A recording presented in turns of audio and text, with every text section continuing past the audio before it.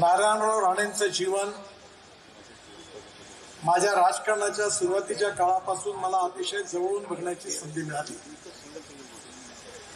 1995 साली भारतीय जनता पार्टी आणि शिवसेना युतीचं सरकार आलं आणि त्या सरकारमध्ये मीही मंत्री होतो, राणेसाहेब पण मंत्री होते. पण त्याआधी राणेसाहेबांच्या जीवनामध्ये ज्या प्रकारचे उतार चढाव आले आणि त्या सर्व संघर्षावर मात करत ते पुढे कसे गेले याचा इतिहास आपल्या सगळ्यांना जवळून माहिती आहे. वडील गिरणी कामगार होते, आईचा आशीर्वाद बरोबर होता. कठीण परिस्थितीमध्ये इन्कम टॅक्स डिपार्टमेंटमध्ये नोकरी लागली. अतिशय कठीण काळात त्यांनी शिक्षण घेतलं, नाईट स्कूलमध्ये शिक्षण घेतलं आणि त्या ठिकाणी लोकाधिकार समितीच्या माध्यमातून शिवसेनेच्या संपर्कामधून त्यांनी आपल्या कार्याचा शुभारंभ केला. लवकरच शिवसेनेचे नेते म्हणून ते नगरसेवक झाले आणि मुंबई महानगरपालिकेमध्ये बेस्टचे 3 वेळा अध्यक्ष राहिले. लोकाधिकार समिती आणि मुंबई महानगरपालिका या सगळ्या कारामध्ये त्यांना जी संधी मिळाली त्याचं त्यांनी सोनं केलं. त्यानंतर आमदार झाले आणि 95 साली मंत्री झाले.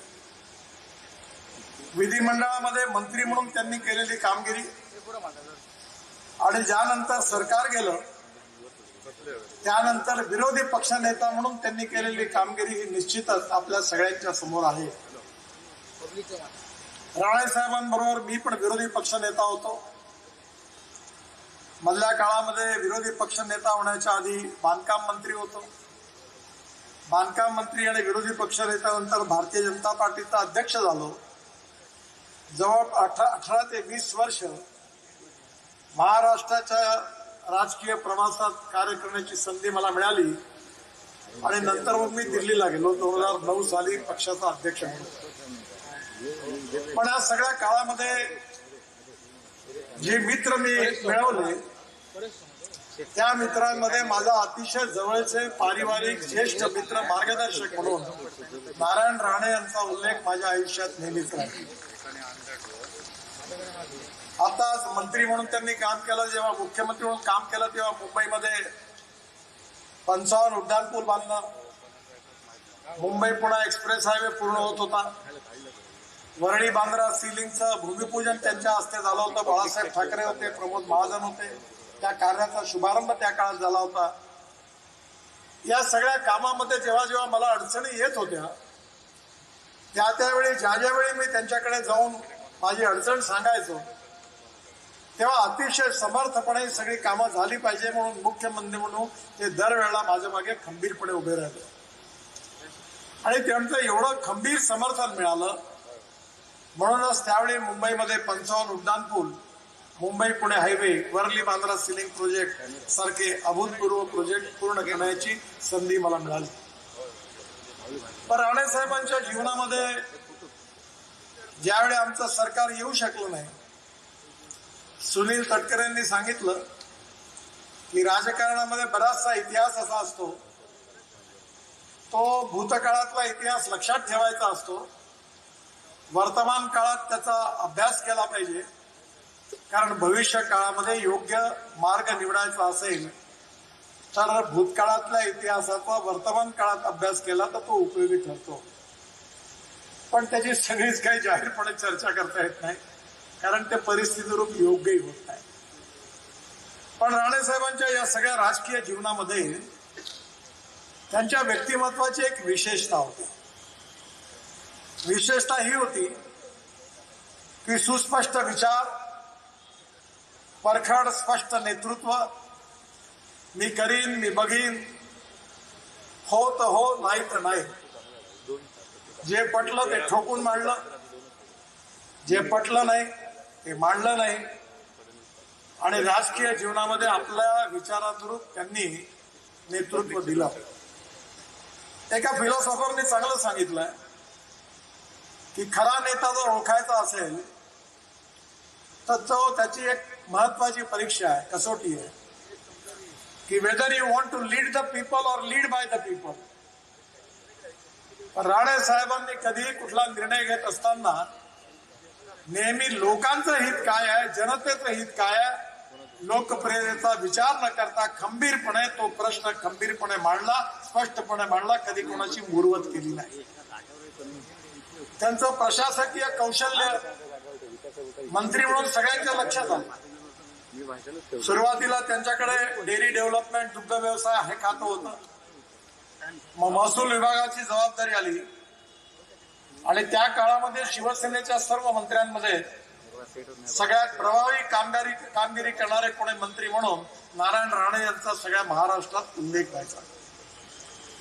पण या इथपर्यंतचा इतिहास तर फारच आहे. पण त्यानंतर सगळ्यात महत्वाचा इतिहास जो आहे तो म्हणजे महाराष्ट्राच्या विधानसभेत विरोधी पक्षनेता म्हणून त्यांनी केलेलं काम. मी याकरता असं म्हणतो की आता संचालन करणारे आम्हाला सगळ्यांनाच अभ्यासू नेता म्हणत होते, परंतु महाराष्ट्राच्या विधानमंडळामध्ये अनेक नेते होऊन गेले. पण नारायण राणे ज्यावेळी विरोधी पक्षाचे नेते झाले त्यावेळी आम्हाला सगळ्यांना, त्यांच्या मित्रांनाही आणि त्यांच्या विरोधकांनाही, ते एवढे प्रभावी विरोधी पक्षनेते ठरतील असं स्वप्नातही वाटलं नाही. कारण त्यांचा स्वभाव, त्यांचं कार्य, त्यांचं व्यक्तित्व, त्यांचा विचार लक्षात घेता विधिमंडळामध्ये आणि संसदीय लोकशाहीमध्ये विषयाचा अभ्यास करून, परखड विवेचन करून सभागृहामध्ये विरोधी पक्ष म्हणून सत्तारूढ पक्षाला कैचीत पकडणं याचं लोकतांत्रिक कौशल्य खूप महत्वाचं आहे. पण मी विनंती करेन सगळ्या तरुण आमदारांना की तुम्हाला काही जर शिकायचं असेल तर राणे साहेबांनी विरोधी पक्षाचा नेता म्हणून दिलेली जेवढी भाषणं आहेत त्याचं वाचन तुम्ही एकदा जरूर करा. म्हणजे तुम्हाला लक्षात येईल की विरोधी पक्ष नेता किती प्रभावीपणे, किती योग्य रीतीने बोलू शकतो. त्यांची शैली आक्रमक होती, पण कोणाच्या जखमेवर मीठ सोडून त्याला अपमानित करण्याचा त्यांनी प्रयत्न नाही केला. आपल्या मुद्द्याशी कधी कॉम्प्रोमाइज नाही केलं. आपला मुद्दा पूर्ण विश्वासाने अतिशय आक्रमक रीतीने मांडला. आणि ते मांडत असताना त्यांचं जे कौशल्य होतं, त्यांचं ते वक्तृत्व होतं, खरं म्हणजे ते उदाहरण योग्य नाही आहे. पण सत्य आहे म्हणून मी त्यांची क्षमा मागून तुम्हाला सांगतो की कधी कधी क्रिकेटच्या मॅच मध्ये, 5 दिवसाच्या टेस्ट क्रिकेट मॅच मध्ये शेवटी कुठेतरी 3-4 ओव्हर बाकी असताना जेव्हा पहिला किंवा दुसऱ्या नंबरचा खेळाडू आउट होतो तेव्हा नाईट वॉचमन म्हणून कोणीतरी खेळाडू येतो आणि तो ते ओव्हर खेळतो आणि दुसऱ्या दिवशी अशी बॅटिंग करतो की ओपनिंग बॅट्समनही विसरतो आपण, मिडिल लेवलही विसरतो, कारण तो इतकी सुंदर बॅटिंग करतो की ती लोकांच्या लक्षात राहते. राणे साहेबांकडनं त्यांचा एकंदर स्वभाव, मंत्रीपद हे सगळं बघताना विरोधी पक्षाचा नेता म्हणून जी कामगिरी करावी लागते की एवढी नेतृदीपक कामगिरी ते करतील असं कोणाला वाटलं नव्हतं. पण या काळामध्ये त्यांनी अतिशय सुंदर अभ्यासू भाषणं विधिमंडळात दिली. इंडस्ट्री असेल, ऍग्रिकल्चर असेल, प्रशासन असेल, या महाराष्ट्राचा विकास झाला पाहिजे, महाराष्ट्राचा इतिहास, संस्कृती, विरासत याचं जतन झालं पाहिजे, या महाराष्ट्रातल्या मराठी माणसाचे अधिकार साबित राहिले पाहिजे, लेजिस्लेटिव्ह बिल असतील, वेगवेगळ्या विषयावर त्यांनी दिलेली भाषणं एवढी अभ्यासपूर्ण होती की नारायण राणे एवढा अभ्यास करू शकतात याच्यावर कोणाचा विश्वासच नव्हता. नारायण राणे साहेबांची ती भाषणं पाहिल्यावर सत्तारूढ पक्षात चर्चा होती, अरे काय राणे एवढं चांगलं बोललं. म्हणजे जे मेरिटमध्ये फर्स्ट क्लासमध्ये पास होतात ते मेरिटमध्ये आले तर आश्चर्य नाही आहे, पण जे मेरिटमध्ये येणार नाही कदाचित पास होतील इथपर्यंत विश्वासानं जेव्हा ते मेरिटमध्ये तो विद्यार्थी येतो तसं राणे साहेबांचा तो चमत्कार होता. त्या काळात मी विरोधी पक्षाचा मी पण नेता होतो. आम्ही नियमाचा अभ्यास करून अधिवेशन डबल घ्यायला लावलं सुशील कुमार शिंदे. अजित दादा आणि जयंत पाटील पडद्यातून बघायचे हे आहे का, ते यायचे नाही सभागृहात कारण तुटून पडायचो. पण त्यामध्ये मी आणि राणे साहेब नेहमी अधिवेशन संपलं की आम्ही बसायचो, येणाऱ्या अधिवेशनात पुढच्या वेळी काय करायचं, कोणत्या प्रकारचे आपल्याला मुद्दे उचलायचे आहेत, कोणत्या मुद्द्यावर कोणत्या बिलावर काय भूमिका घ्यायची आहे, याची सगळी तयारी त्यांची राहायची. मी मुंडे साहेब, राणे साहेब त्यांच्या चेंबरमध्ये बसायचो. पाटील नावाचे त्यांचे सेक्रेटरी होते त्यावेळी, ते अतिशय हुशार होते आणि त्यावेळी फटाफट आकडेवारी माहिती सगळी मिळून द्यायची. एक अतिशय आदर्श विरोधी पक्षनेता म्हणून त्यांचा मला वाटते महाराष्ट्रातच नाही पण देशाच्या लोकतांत्रिक आणि लोकशाहीच्या इतिहासातला एक प्रभावी विरोधी पक्षनेता म्हणून त्यांची नोंद होईल. इतकं उत्तम काम त्यांनी त्यावेळी केलं. उत्तम मंत्री म्हणून तर काम केलंच, पण उत्तम विरोधी पक्षनेता म्हणून काम केलं. एक व्यक्ती म्हणून त्यांचं मन खूप मोठं होतं, संवेदनशील आणि भावना प्रधान होते.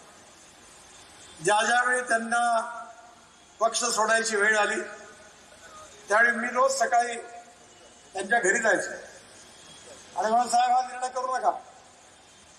ते मला सांगायचे, अरे मला करू नको, मला पटतं रे, पण तुझी परिस्थिती काय आहे. या सगळ्या काळामध्ये मी त्यांच्या अतिशय जवळ होतो. मी पण त्यांना परखडपणे स्पष्टपणे सांगायचो, साहेब हे करू नका. पण शेवटी दुर्भाग्य असं आहे की राणे साहेबांना आम्ही गमावलं. सुनीलने इतिहास सांगितला, राणे साहेबांनी शिवसेना सोडली, काँग्रेसमध्ये गेले. परंतु शेवटी चांगलं झालं की पुन्हा आमच्या बरोबर आले. म्हणजे जिथे पाणी जिथून निघतं तिथून पुन्हा वळणावरून पुन्हा ओरिजिनल ठिकाणी पोहोचतं.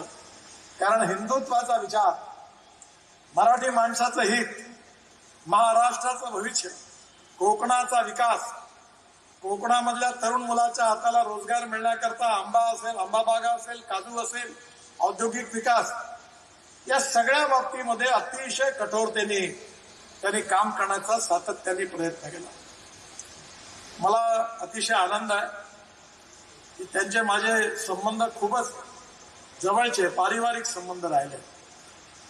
मला लोकसभेच्या स्पीकरने सांगितलं की म्हणे तुम्ही या लोकसभेच्या इतिहासातली अशी एकमेव नेते आहात की माझ्या खात्यावर एकदा चर्चा झाली आणि 87 खासदार बोलले, त्याच्यात सोनिया गांधींपासून सगळे विरोधी पक्षातले सगळ्या पक्षाचे बोलले आणि त्या प्रत्येकाने मला धन्यवाद दिले आणि अभिनंदन केलं.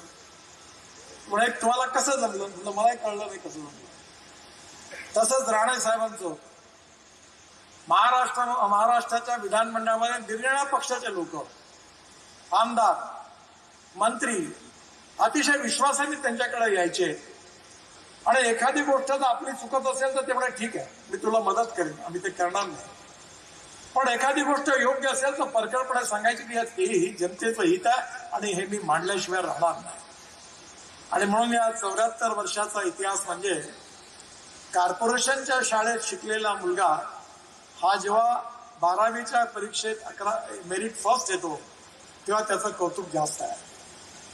ज्या शाळेमध्ये सगळे फर्स्ट क्लासचे मुलं आहेत त्यातून मेरिट येतो ते चांगलंच आहे, पण आपल्या जीवनामध्ये संघर्ष करत असताना इतक्या कठीण परिस्थितीमधून, प्रतिकूल परिस्थितीवरून, सगळ्या संकटावर मात करत आज त्यांनी हे यश मिळवलं, याचा अतिशय आम्हाला सगळ्यांना अभिमान आहे. आणि म्हणून आज आम्ही सगळेजण त्यांना शुभेच्छा देण्याकरता आलो आहे.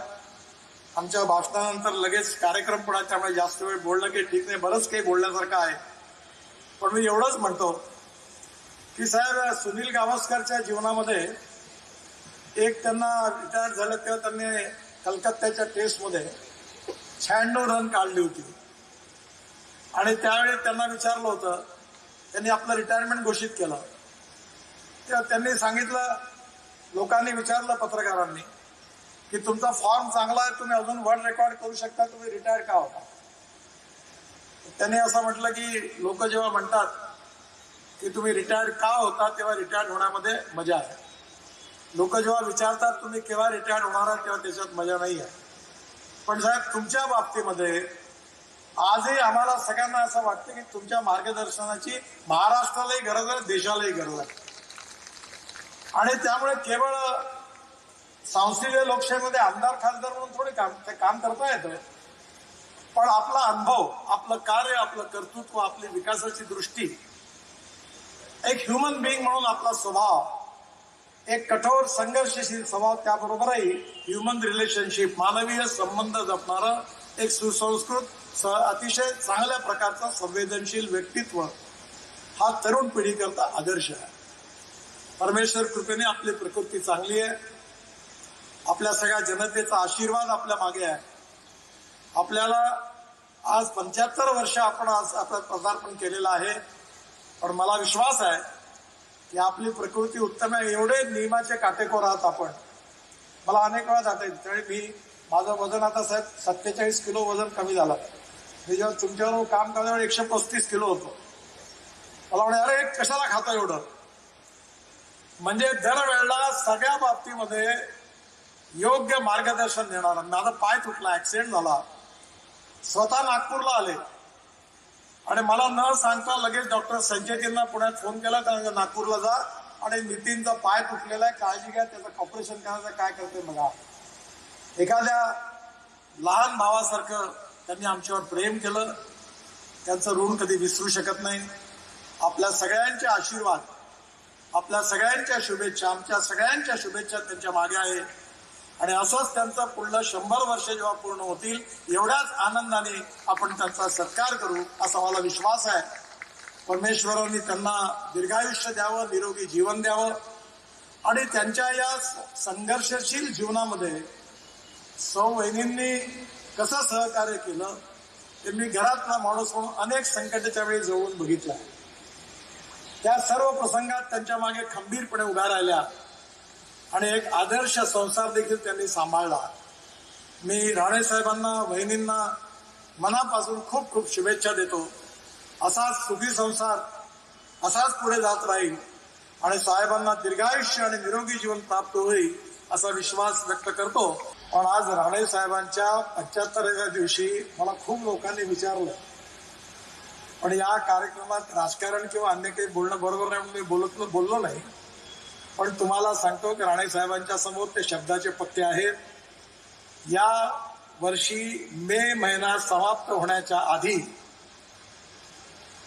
मुंबई गोवा मार्ग पूर्ण होईल आणि या पावसाळ्यात तुम्हाला त्रास होणार नाही असं राणे साहेब वारंवार मला सांगतात.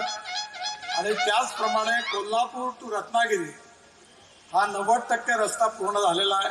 आता एक टनेल पण बांधणार आहोत आम्ही आणि हा पण रस्ता जवळपास मे महिन्याच्या आधी पूर्ण करण्याचा पूर्ण प्रयत्न करू असा विश्वास आज राणे साहेबांच्या समोर शब्द देतोय. तसे मी राणे साहेबांकडून शिकलो आहे की खोटं बोलत नाही राजकारणात.